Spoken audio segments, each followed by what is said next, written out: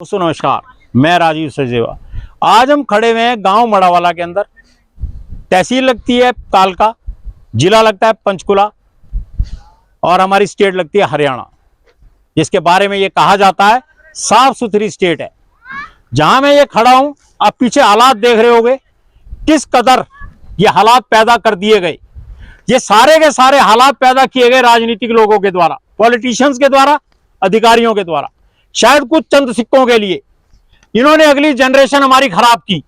बहुत अच्छी बात है, क्योंकि तुम तो यहाँ पैसे कमाने आते हो, आने के बाद चले जाते हो, और उसमें हो सकता है पिछले सरपंच भी रहे होंगे इन्वॉल्व। वो बुरा ना माने अगर, क्योंकि उनको भी आज अपनी औकात और अपनी हकीकत नजर आती होगी कि अगली आने वाली जनरेशन को हम क्या देके जा रहे हैं। अगर हम ये देके जा रहे हैं तो शर्म की बात है हमारे लिए कि हम अगली जनरेशन को ये देके जा रहे हैं। वैसे ही हालात खराब है, कोरोना के बाद बहुत बुरे हालात रहे। ये हालात देखने के बाद आपको लगता होगा कि आप दिल्ली में खड़े हो। हालात क्या है दिल्ली के, ये सबको पता है। करनाल तक लोग सांस नहीं ले रहे, और मैं यहां खड़ा हूं, यहां पर सांस लेना मेरे लिए मुश्किल है। मैं आपको दिखा रहा हूं किस कदर ये गंदा पानी है। इसको मड़ावाला की नदी बोला जाता है। किस कदर ये गंदा पानी है, कैसे ये कूड़ा जल रहा है। बताया जाता है ये कूड़ा लगभग 1.5 या 2 महीने से कंटिन्यू चल रहा है। फायर ब्रिगेड आती है, इसको बुझाती है, लेकिन वो भी फेल है। आखिर कब तक बुझाएंगे वो इसको। प्लास्टिक का कचरा है ये सारा, और ये वो कचरा है जो मड़ावाला के अंदर कबाड़ी उठा के लाते हैं, और उसके बाद जितनी वेस्ट उनके पास बचती है, उस वेस्ट को ये लोग जलाने की कोशिश करते हैं। आप हालात देखिए। और अब ये कुछ गांव के लोग खड़े हैं मेरे साथ, मैं इनसे एक एक व्यक्ति से आपकी बात कराऊंगा, और ये इसका खामियाजा कौन भुगतेगा? इसका खामियाजा आने वाली जनरेशन भुगतेगी। वो बच्चे जो माँ के पेट में है, शायद उनके ऊपर भी असर आएगा इसका। बहुत शर्म की बात है ये हमारे लिए कि हम अपनी जनरेशन को ये देके जाएंगे। इस गांव के पुराने सरपंच, इस गांव के पुराने राजनीतिक लोग कहां थे वो लोग? आज अगर वो ये कहते हैं कि हमारी नहीं चलती, तो इसका मतलब वो अपने काम में फेलियर रहे। साहब, ये कुछ लोग मेरे साथ खड़े हैं, इसमें बुजुर्ग लोग भी हैं, यंग जनरेशन के बच्चे भी हैं, मेरी उम्र के लोग भी हैं। मैं तो शायद 10 से 15 साल और जीऊंगा, मेरी पारी खत्म। लेकिन ये जो बच्चा खड़ा है, ये पूरी पारी खेलने के लिए खड़ा है। इस बच्चे की उम्र हार्डली 25 साल होगी। क्या देगा ये अपने बच्चों को? ये गंद। साहब, आज नीचे से लेके ऊपर तक सारी की सारी गेम आपकी है। नीचे से बीजेपी की सरकार है और टॉप लेवल तक बीजेपी की सरकार है। कोई बहाना नहीं, जैसे पिछले एमएलए साहब कहते रहे कि मेरी चलती नहीं। अब वो गेम यहां नहीं चलेगी। मैडम शक्ति रानी शर्मा जी, आपसे उम्मीद है, और बहुत उम्मीद है कि हल होगा इसका।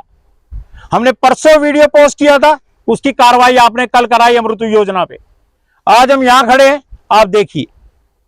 आप सबसे सीनियर हैं, 71 साल की उम्र या 70 साल की उम्र आपकी लगभग बताई जाती है। मैम, हम आपके बच्चे हैं, और ये यंग जनरेशन कहते हैं सूद ज्यादा प्यारा होता है असल से। तो मैम, ये आपका सूद है। अगली जनरेशन वो आपकी सूद है। आपने सोचना इन बच्चों के बारे में, इन लोगों के बारे में। आपका शुभ नाम क्या है? अमरजीत। अमरजीत, मैंने आपको माइक दिया था, वो माइक कहाँ है? अपने हाथ में पकड़े ताकि आवाज जाएगी। ठीक है जी। आपका शुभ नाम? अमरजीत। आप यहाँ पर किसी पोस्ट पे हैं? मैं ब्लॉक समिति मेंबर हूँ, बीडीसी में। ब्लॉक समिति मेंबर हैं। आपने कभी इस चीज के लिए सरकारों को बोला? हाँ, मैंने एप्लीकेशन दी लिख के वीडियो दफ्तर में। वीडियो दफ्तर में? हाँ जी। रिसीविंग भी है, रिसीविंग भी सर देंगे, आपकी बारी आएगी, आपको भी बुलवाएंगे, चिंता ना करें। जब रिसीविंग आपने दी, आपको वीडियो के जो अधिकारी बैठता है, उस व्यक्ति ने कुछ कहा आपको? नहीं, उस दिन वीडियो है नहीं था जी। अच्छा जी। ये कब से चल रहा है ये खेल? ये तो कम से कम 2 महीने हो गए जी। ये चल रहा है। और यहाँ पे कचरे का काम कब से है? कचरे का काम तो लगभग 15-20 साल हो 15-20 साल से? गए। हाँ जी। ये तो बड़ी शर्म की बात है। यहाँ पे बहुत बुरा हाल है जी। यहाँ इसकी वजह से एक हमारे यहाँ ना पड़ोस में डेथ होगी जी। इस धुएं के, हाँ खड़ा होना ये भारी है सर। साथ ही घर है। साथ ही घर है। हाँ। आप सर? शिव कुमार, पूर्व में BDC member Pinjore block. Sir आप इसी गांव से हैं प्रॉपर? जी बिल्कुल। हालात क्या हैं जी ये? बस से बदतर हालात हैं सर। क्या देंगे आप आने वाली जनरेशन को?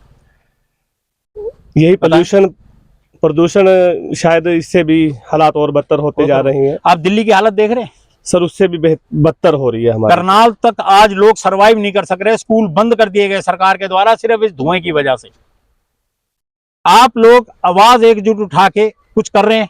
समय समय पर प्रशासन को ज्ञापन दिए, अलग अलग समय पिछले जी। कुछ वर्षों से संघर्ष कर रहे हैं इस पोल्यूशन के बारे में। जी, मैं प्रशासन से आश्वासन इसके के सिवा अलावा कुछ नहीं मिलता। कुछ नहीं। या फिर ये मिलता है कि मेरी सरकार नहीं है, मेरी मैं कुछ सरकार नहीं कर है। सकता। सब कब, हाँ जी। अब तो मैडम भी बीजेपी की हैं, आप उनसे कुछ गुहार लगाना चाहेंगे, निवेदन करना चाहेंगे, कुछ कहना चाहेंगे? हाँ, हमारी गुजारिश है इलाका निवासियों की तरफ, पूरा सबकी साझी गुजारिश है कि इसकी तरफ विशेष ध्यान दें, प्रदूषण से हमें निजात दिलवाएं, ताकि हमारी आने वाली पीढ़ी गंभीर बीमारियों से बचे। नहीं तो एक बच्चे की औसत उम्र 40 से 45 ही रह जाएगी जी। रह गई सर, रह आजकल गई। 35 साल की उम्र के बच्चे जी, को हार्ट बिल्कुल, अटैक आता है। बिल्कुल, वो बिल्कुल। आ गए जमाने आपके पास। और अभी- मेरा एक निवेदन है, एमएलए मैम, जिस तेजी से आप काम कर रही हैं, आप अपने कुछ लोगों को कल यहाँ भेजें, मौका देखें, आगे वो हालात देखें यहाँ पे, और जो जिम्मेवार अधिकारी है उसके ऊपर कार्रवाई करें, सख्त से सख्त कार्रवाई करें, क्योंकि ये किसी व्यक्ति के जीवन से खिलवाड़ है। ये कोई मजाक नहीं हो रहा है यहाँ पे, किसी व्यक्ति से जीवन का खिलवाड़। पूरा का पूरा गांव, जितने ये लोग खड़े हैं, सभी के सभी इफेक्टिव होंगे। तो मेरा अकेले का परिवार नहीं है। मुझे तो ये लगता है कि आज हम एक बम पे बैठे हुए, ये बम कभी भी फट सकता है, और ये शायद फटना शुरू हो गया।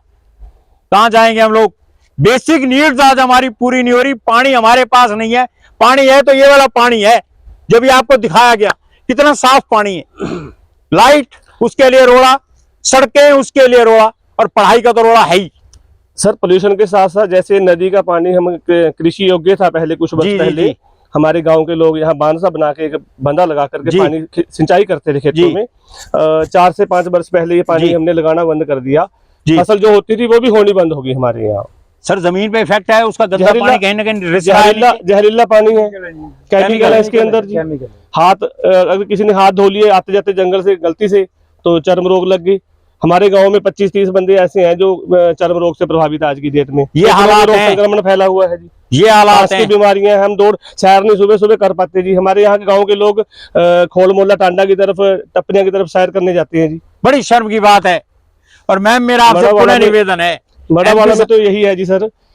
एमपी मड़ावाला मशहूरी कबाड़ के लिए हो गया। बस जी बस, हमारे तो गांव का नाम ही मुझे तो लगता है कि आने वाले समय के अंदर आपके गांव में तो रिश्ते होने बंद हो जाएंगे इस हिसाब से जी। हो रहे हैं, नहीं हो रहे हैं, हो रहे हैं। अभी हो गई। अभी कहते हैं लोग हालात में वहां से देखता है, बड़ा वाला में नहीं रिश्ता करना, वहाँ तो कबाड़ है जी। कबाड़ है। साहब, एक निवेदन है आपसे, निवेदन।